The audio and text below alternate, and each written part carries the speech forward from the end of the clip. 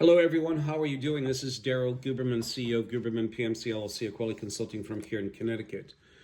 I want to let you know that this video today is about quality expert Daryl Guberman illustrates the American National Standards Institute, the American National Crediting Board ignores presidential trade memorandum when it comes to China. That's because they're in bed with China.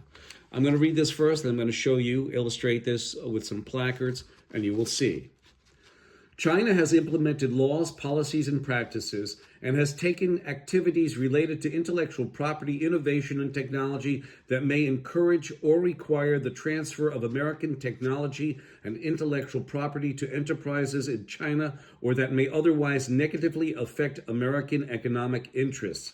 These laws, policies, and practices and activities may inhibit the United States exports, deprive United States citizens of fair remuneration for their innovations, divert American jobs to workers in China, contribute to our trade deficit with China, and otherwise undermine American manufacturing services and innovation. And I will prove that the American National Standards Institute, the American National Accrediting Board, along with their organization, the International Accreditation Forum and the International Laboratory Accreditation Cooperation, is doing this and doing it horribly so to us. So if you're ANSI ANAP, if you have an ANAP accredited certificate on the wall and you wonder why business is not flourishing for you, that's why. And here it goes. You have the American National Standards Institute, which is a private, not-for-profit, non-governmental corporation, been around for over 100 plus years. It's got both federal agencies and corporations on board. The problem is that you have an organization like the Asia Pacific Accreditation Cooperation, and they sit as a member on the International Accreditation Forum, incorporated in Delaware. And they take a good look at those countries that are highlighted. Yes, and they're still on there, wheeling and dealing as they may. So if President Biden put out, sanctions, they don't work. So there you go. In 2015, Randy Doherty, then the vice president of ANAP, the chairman and principal of the IF Tax Report, handed over leadership of the IF to this communist Chinese national who's been involved with our quality since 1994. He is mandated by his country of origin, Communist China, to take our data through the China National Intelligence Law, Article number 7. He was on there from 2015 to 21. And I know some of you would say, well, dear, what are you going to do? You didn't know about it. I'm sorry, but ignorance is half the problem. So anyway, you go back here and you say ANSI and ANAP are underwriters for the International Accreditation Forum incorporated in Delaware, where this guy sat. And also ANSI is a founding member of the IAF. They're the ones who found it.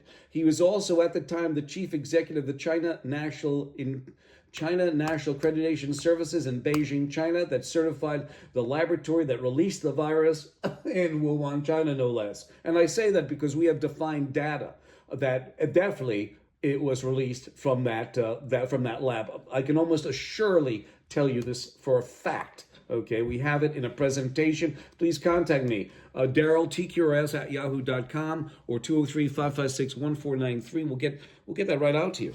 You have ANAP, the American National Crediting Board, sits on ANSI's board and vice versa. You have, listen to this, you have 10 different companies, registrars in communist China that can issue an ANSI ANAP accreditation. Okay, look what I read to you about degradation to our economy. It's because of ANSI and ANAP. They're part and parcel of this mess. And here you go. ANSI took over complete control over ANAP in 2018.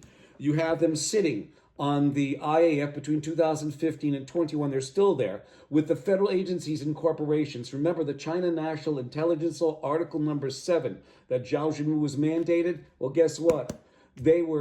I can prove to you, I have got documentation that shows that DHS was hacked during this time, FBI,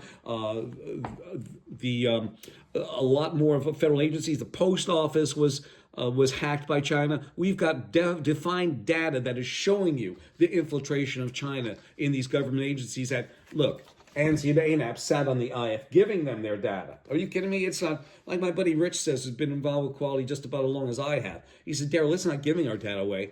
It's not hacking, it's giving our data away. And here you go. The IAF and ILAC, International Laboratory Accreditation Cooperation in Australia, and the International Accreditation Forum Incorporated in Delaware are sister organizations. Now you have the factor, and the final piece of the pie is you have ANSI, who took over, well, actually, they designed, developed, and implemented the International Accreditation Forum.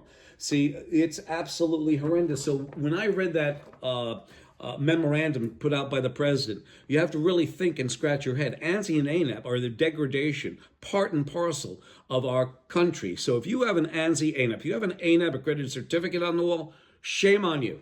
Are you patriotic? I don't think so. 203-556-1493 or Daryl, TKRS@yahoo.com. And I know what you're saying right now. Daryl, there's nothing you can do. It's pay to play. You paid. Now we're paying. We, the citizens, are paying because you're playing to pay. Play to pay.